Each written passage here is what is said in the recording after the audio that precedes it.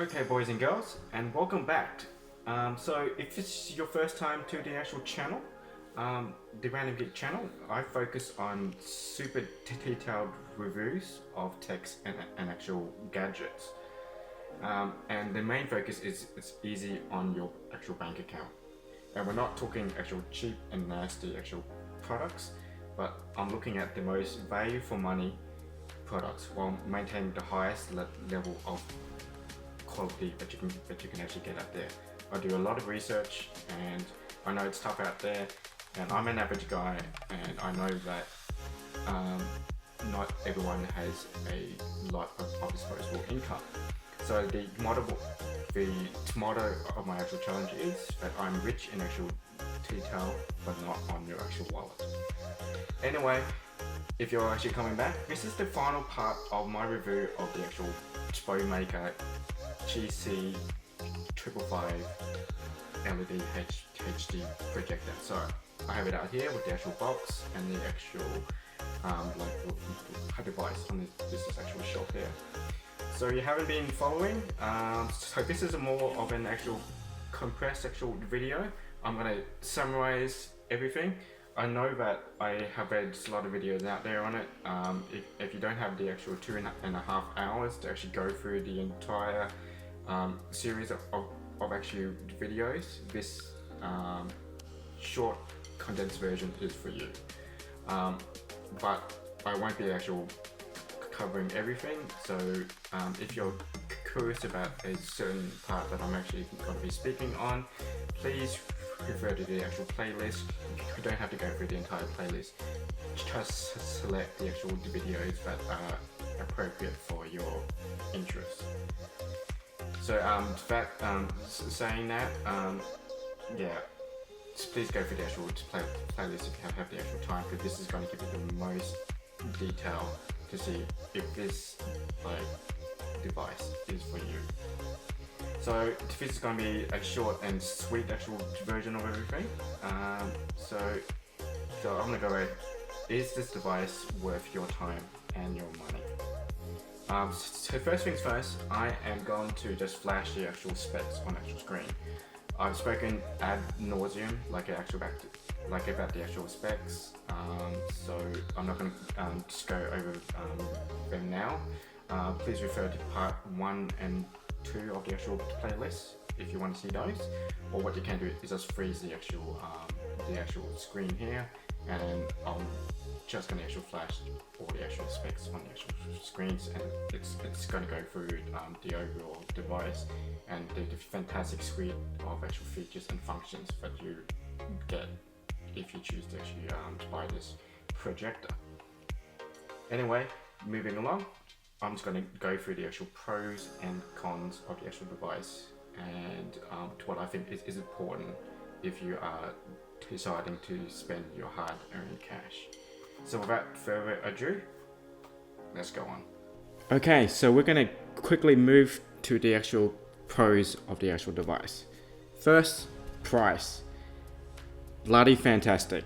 I brought this up first because I believe this is the best bang for buck budget projector that's currently out there. As we go over the pros and cons, I just want to keep at the back of your head that this is only 170 Australian dollars. So it's roughly 115 US and about 90 British pounds. So this is as of actual print right now. I have seen the actual price slowly drop, and it might drop even further through the actual Black Friday sales. So if you're actually comparing this to other projectors in this price point, you're looking at the Vankyo Leisure Suite series, so the series 3 and actual 4. Another comparable projector would be the A-Box A2 and the QKK actual projectors. These are either more expensive or in spec terms they're actually slightly under. You could consider the more expensive Vankyo 600 and V6 and 10 projectors, but that does come at a premium, which is roughly 3 to 4 times the actual price of this projector. So take that with an actual grain of salt. The second positive is image quality. So you're actually getting HD 720p straight out of the actual box. So that's a good actual middle ground between quality and actual cost. So most actual projectors at this actual price point would only be at 480p or 480i. So the most TLP projectors at this price point, like looking at 480p. So this has 720p, which is at least I think 2.25 times the actual resolution quality. So at 30, so it can project up to 250 inches. I don't recommend you actually do that unless you're projecting like an image over your actual house, or if you are using it for Halloween actual decoration or Christmas actual decorations. But at 723, if you're projecting an image at 36 to 100 inches, so that's roughly 89 centimeters to 254-55 centimeter, this is going to be a perfect second screen in your house. So you can use it in your house, you can use it for camping, if you have like an actual party, and as I said before, if you're using it to decorate your house. This is not meant to replace your main TV at home. So I won't be replacing my 4K TV that I've got at home. If you're going to be putting this in a second room or using it for the actual kids to actually keep them occupied, this is going to be actual perfect. So it does HD. It doesn't do 4K. It's standard definite. So it's standard dynamic range. It's not HDR. So, and it doesn't do super high actual frame rates, but it does do 60 frames an actual second. So at the denominated actual seating actual distances that they recommend, this is going to be perfect, and it's plenty bright and it's completely serviceable. So the actual third actual positive is the actual frame rate. So you get a perfect flat 60 frames in actual second. So it's stable, you have no screen tearing whatsoever. So if you want to see that in action, please check out my gaming test video. I believe that might be part 4, or no, I think it's part 5 or 6. But please go through the actual playlist. I do a lot of actual gaming tests on various actual games at 60 and 30 frames an actual second, mainly on the Xbox One X and the actual Switch, and I did try it on the old analog actual consoles as well, but we'll get into that. Fourth thing, it's LED. So like, if you're wondering why I'm actually mentioning that, LED actual lamps last a very long time. So in terms of actual lifespan, we're talking about 50,000 hours. So that's the expected actual lifespan in comparison to things like LCD lamps, your standard actual TPL actual lamps. That this surpasses it by a crazy amount. So I've been using this for about 2 to 3 hours about 2 to 3 hours like a night. It's mainly my wife, she uses it to actually watch anime after actual work, like 2 hours before actual bed. So if I was going to keep that up, this projector should last me roughly about 45 years. It's obviously it's not going to last that long, but even if it does like a third of that, I'll be happy, and especially at the actual price point. Like, what the heck.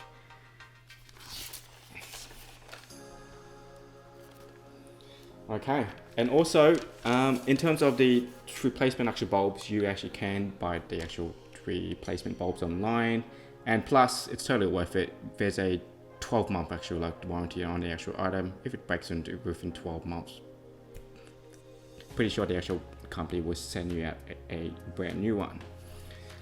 Next thing is design. I really like the actual design of the actual projector. It's sleek, it's got rounded corners, it's a combination of plastic and aluminium on the actual top. It's actually built from actually quality actual plastic. It doesn't feel actually cheap. It's small and it's light. Like you can throw it in the included actual carry bag, and you can bring that around. So, but it's not as small as you expect from the actual Pico actual projectors, but that's a completely different category of projector, so I'm not going to speak about that one. The next point, port selection. So this has got amazing like amount of actual ports. So you got your HDMI, you got your transfer card. So it obviously can take SD cards and actual micro SD cards within actual a adapter. It's got USB 2.0. That's plenty fast if you're just playing like media and actual music. Like you don't need 3.0 for actual that. It's got AV actual RCA input, but we'll speak about that later, and a 3.5mm audio jack. So if you want to hook this up to actual portable speakers or like an actual sound system, perfectly fine. I will discuss the AV RCA actual input in a second. Okay, and actual last point that I think is an absolute actual positive is the inbuilt actual media player. The inbuilt media player on most actual like devices like this, they perform relatively poor. So it plays video, it like displays picture, audio, and even displays actual text, and in a variety of formats that you expect and a variety of formats that you don't expect. So I was really actually surprised how it actually held up. It pretty much played any media format that I could throw in it, as long as actual the media was at a maximum of 1080p. Anything higher than that, and it just won't actual play. But it obviously plays a whole bunch of legacy strange formats. So if you look at things like old school AVI files, real media files. Last time I used real media, I can't even like remember. It holds up, perfect actual playback.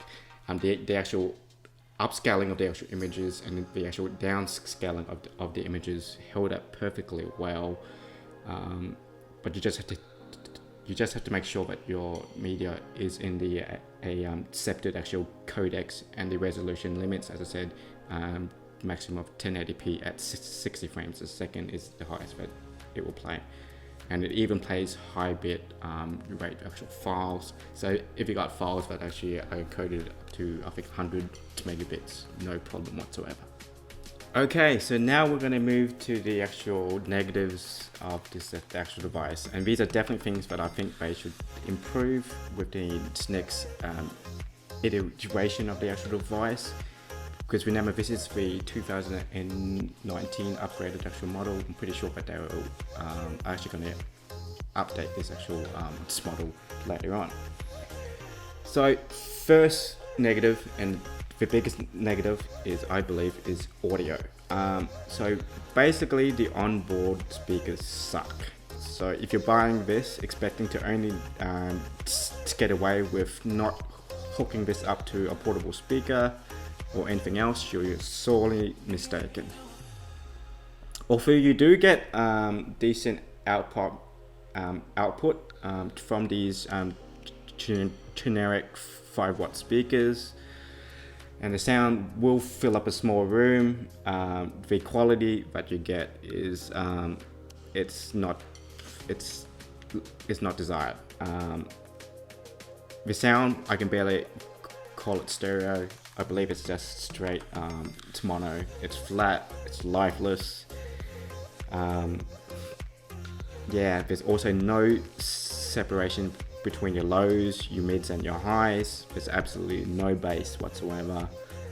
So it's basically weak source. So definitely at the bare minimum, hook this up to a portable speaker or sound bar, and even better if you've got like an audio system, hook that up, and that's going to solve that. But just a heads up that if you're going to hook this up, it's going to be basically just stereo. So you're not going to get Dolby shenanigans here, and it's not going to get Dolby Atmos. So budget actual projector, keep that in mind. Second point is heat. This little guy does get very hot. So I think you refer to my part 6 of the actual review. I do an actual heat test with an infrared thermometer, and you can see for yourself in that video. So basically the fans in this device are constantly blowing hot air around like crazy. In a large room, or if you're using this in an open environment, you aren't going to notice that at all. But in a small room, this will keep you nice, warm, and actual cozy. So if you live in a cold environment and it's during actual winter, that might be an actual bonus. But I live in Australia and it's bloody hot all the time. Make sure that the room that you're installing it in, or you're going to be using it, has plenty actual ventilation. Open an actual window. In my case, I've got a AC actual unit in that room, so it's not an actual problem, but just be aware of that. The third one is noise. So this is probably the weakest actual negative of the actual device. The fan noise is doable, but you will just notice the actual fan noise. So if you're setting the actual projector behind you, so if you're using it on a tripod, or if you're just using it on a small mount, just keep in mind that you will hear it. You can probably overcome that is if you crank up the actual volume, or if you're going to be like mounting this unit on the actual ceiling, you aren't going to actually notice it. But this is not an actual quiet machine. It's not worse in class, it's not best in actual class. I have heard projectors a lot louder than actual this, but there is that constant actual noise. So besides from that, it's like, this is a great machine. So maybe in future, I actually might open this projector up. I might install some quieter actual fans. It would be quite easy to actually do. And at $170, I'm willing to actually take that actual bet. So I'm not sure why the actual fans are so loud. Possibly, my best guess is probably the LED actual lamp that they use in it. So at 3600 lumens, that's actually quite bright. If you ever use an actual torch with that high actual lumens, the actual bulb does get quite hot. So those actual like torches that you will snooze, like I do have thermal actual management, so you don't actually injure yourself. But I might crack it open like eventually, and we'll have a look. Okay, so the last point that I would like to actually point out is the AVIA analog playback. And I did say I was going to actually to mention this, and the reason why I actually mentioned this is the absolute worst offender of them all. So the projector has a AV actual analog input, and they do supply you the actual cables to convert those analog signals to 3.5 millimeter actual jack. I think it's a TRS actual input. So in my opinion, this is probably the worst failing of this projector. So this might be the actual deal breaker. So if you're thinking of using this device to play back your old legacy inputs, I say forget it. The analog port is absolutely rubbish. you get static, you get screen tearing, you get massive scan lines, you get distortion, artifacting, and it's an all-out horrible mess. So refer to my part, I think before the actual gaming test video, and yeah, it was complete shitstorm. It's basically unusable, and it's not just the actual supply cables, which I thought it was. So I've got my own actual cables. I've tried my own cables. I have actually 2 of them. I've actually tried. Didn't work. To use a HDMI actual adapter, that didn't even work. I even forced it through a capture card, and that did absolutely nothing to actually fix it. So if you've got like an old camcorder that you want to use, a VCR, old digital camera, any form of legacy console, so if you've got a PlayStation 2, like a GameCube, a Wii, or even like an old Xbox, this might be the actual thing that breaks the camel's back. Personally, for me, it's not a problem because I wasn't going to be like using this projector for that anyway. It was, if it worked, it was going to be an actual like bonus. But guess I'll be using the old school monitors that I've got at home that basically have component and RC imports. So okay, boys and girls, there you have it. The conclusion of my review of the Bomaker GC555 HD LED projector. So in essence, this is an amazing device that blew away my expectations. And at the actual asking point that they're asking for, it just blew my actual mind. So no, at 170 Australian dollars, 115 American, and 90 British pound, you're getting a lot. So basically, 10 years ago, if you told me that you could get these features in a budget projector and the actual item wasn't labeled a Sony, an Epson, a BenQ, or an actual Canon, I would have told you to get the hell out of here. But now I can confidently say that, hold my beer, this device would like to have a small little word with you.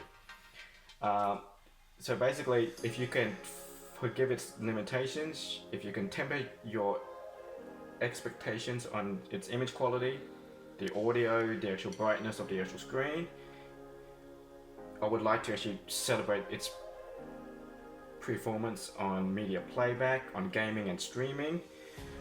If AV analog actual compatibility is not an important factor for you, and basically all for the asking price that you're paying, I pay more for like a tomahawk steak in Australia here for the actual price that I actually bought this thing. This is a definite buy. So I would highly recommend this. It's basically the best bang for buck HD projector out there. There are alternatives out there that have worse features, worse actual specs. So alternatives would be the AVOX A2, probably the VII actual suite. They do have worse actual specs. If you want to pay 3 to 4 times the actual price and go for full HD, you will probably looking at the VII 600 or the 610 actual series. But then again, I could buy 4 of those for the actual price of actual that one. So this is my actual recommendation. This is a solid 8 out of 10 in my opinion. You can go out and buy it. It won't replace your actual main actual TV, but for secondary like device, if you're actually gonna go out camping, if you're actually at a party, or setting it outside, or in a spare room, this is absolutely perfect. So that's all from to me for this video. As always, remember to like, leave an actual comment, and subscribe. Please smash that actual notification bell, because I do upload every single couple of days. I will actually try to. I do have very limited actual time throughout the actual week, but I'll do my actual best for you guys. And remember, this is the actual channel if you want the super detailed reviews of products that you probably didn't think that you actually need or actually want, but they're definitely out there. So, okay guys, Random Geek out. Cheers.